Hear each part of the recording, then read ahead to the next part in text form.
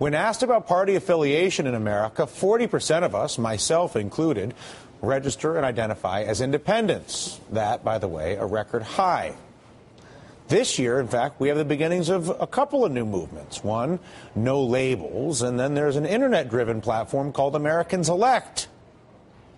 But when you ask all the insiders and the odds makers, they say all this Americans Elect and no labels and all this disgruntled talk, it'll mean nothing in November.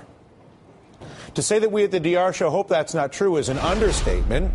We begin with two folks who might agree with us, and for that matter, you. Gary Johnson, the former Republican governor of New Mexico, who's now seeking the Libertarian Party nomination, and Linda Killian, senior scholar at the Woodrow Wilson Center and author of the book, The Swing Vote, The Untapped Power of Independence. And Linda, we'll start with you. Isn't the genius of the two-party political system that as long as they keep a closed primary without a primary challenger, and as long as they prevent alternate candidates like Governor Johnson, or it could be anybody, from being allowed a seat at the table, it's almost like the genius for the Democrats. You could have 5% Democrat and 5% Republican and have 90% independent as long as the Democrats and Republicans control who gets to run. Dylan, I couldn't agree more with you. Like you, I'm an independent. And turnout is down. As you said, is that all there is? People are not excited. Turnout in the Republican primaries are down. And the only states where turnout was higher than in 2008 by percentage were in the states where independents got to vote. States like New Hampshire and South Carolina. I am a huge proponent of open primaries because you're totally right. When independents, 40% more than either Democrats or Republicans, when they can't participate, you don't have a democratic system. Gary, what are the layers in the system as somebody who has been navigated inside the Republican Party system and is now navigating inside of the Libertarian Party and really an independent structure? What are the primary barriers to somebody who is not being funded by and supported by the DNC or the RNC mounting a viable national presidential campaign? Well, in my case, Republicans weren't standing up. The RNC wasn't standing up to the fact that I was being excluded from debates because my name wasn't in the polls that determined who got in the debates. So I think what's significant, I am running for the Libertarian nomination for president. For me, what's going to be really significant is that the Libertarian Party nominee will be on the ballot in all 50 states. And I don't think you can discount that, given that 82% of Americans right now are saying they would consider voting for a third party, and given the fact that the largest political affiliation in the country is independent. I also happen to think that the majority of Americans fall in the category of being fiscally conservative and socially tolerant. Now, that's okay to have that philosophy. I have that philosophy. I think libertarian politics embraces that policy, but you got to identify the problems, you have to identify the solutions to the problems, and then you have to have a resume to actually suggest that you'd go and doggedly pursue that agenda. So that's not all there is. When you look at the gerrymandering, for instance, and the complete and utter lack of viable primary challengers and the intimidation that's used by local party leaders to make sure that primary challengers never emerge. When you look at the sort of the mafia-style politics that that these two parties run, knowing that the only way that they can maintain their disgusting and sort of annihilative race to the bottom that's costing America its energy independence, its health, its investment, its jobs, the list goes on and on.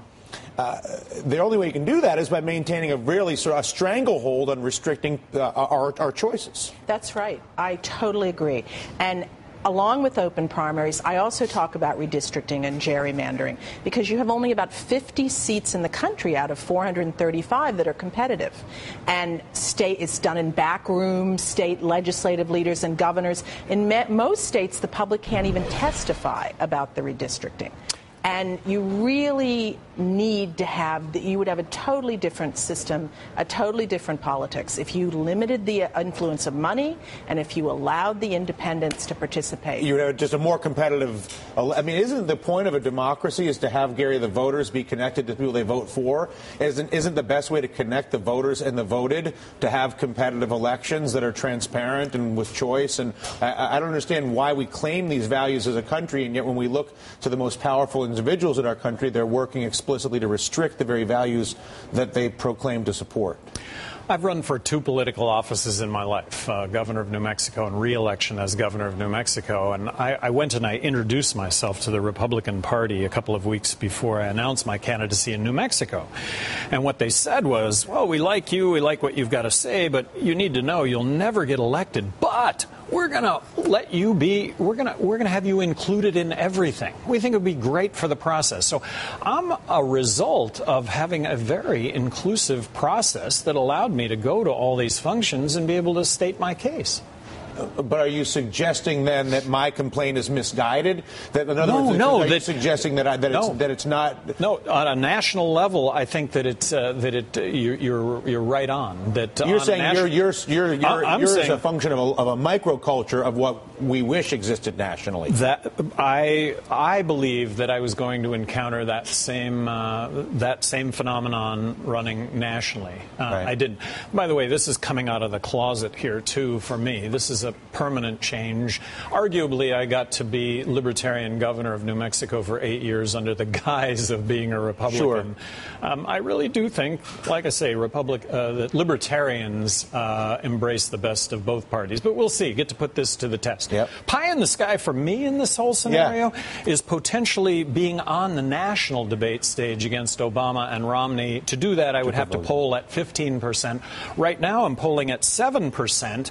I think it's more a function of being the third name. I am the third name, but there is that possibility. And then also with Ron Paul not being successful, I wish him all the luck in the world, but I don't think he's going to be the Republican nominee.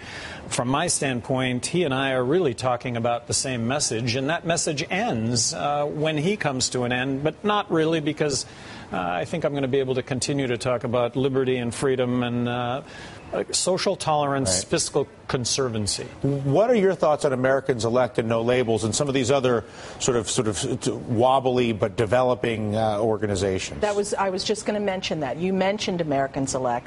They have $35 million. They have a lot of rich people have funded this organization. That's enough money to get on the ballot in all 50 states, and they probably will be on the ballot in almost all 50 states. They'll be first because it's alphabetical. We don't know who their candidate is going to be yet. So far, Roy Roemer is the most well-known one that has said he will do it.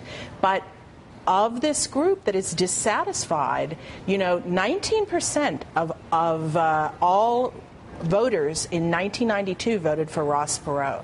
That 20% is sloshing around. I estimate in the swing vote in my book that of the 40% of people who are independents, at least 20%, almost a quarter of all registered voters are true swing voters. And they are up for grabs in this election. Obama is now doing better with them. USA Today, Gallup just has a new poll out that shows that Obama is way ahead with them right now. But I don't think they're going to make up their minds until this fall. Yeah, and you meant Buddy Roemer. Buddy Roemer, excuse me. Yes. I was like, who's Roy Roemer? There's two Roemers running for president. It is a delight to have both of you here. Gary, all the best. Thank you very much. Thanks. Congrats on the book, The Swing Vote. I think obviously we're on the same page in terms of looking down the line. It'll be interesting to see how long these two corrupt political parties can keep everybody boxed out and just how screwed up they can make America before we ultimately reform the electoral process. I hope it doesn't have to get too much more screwed up.